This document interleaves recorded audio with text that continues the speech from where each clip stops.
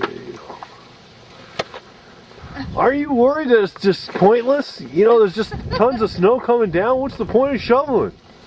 Well, to helping out my neighborhood. So you made your own shovel? I made it. I used the paint pole and...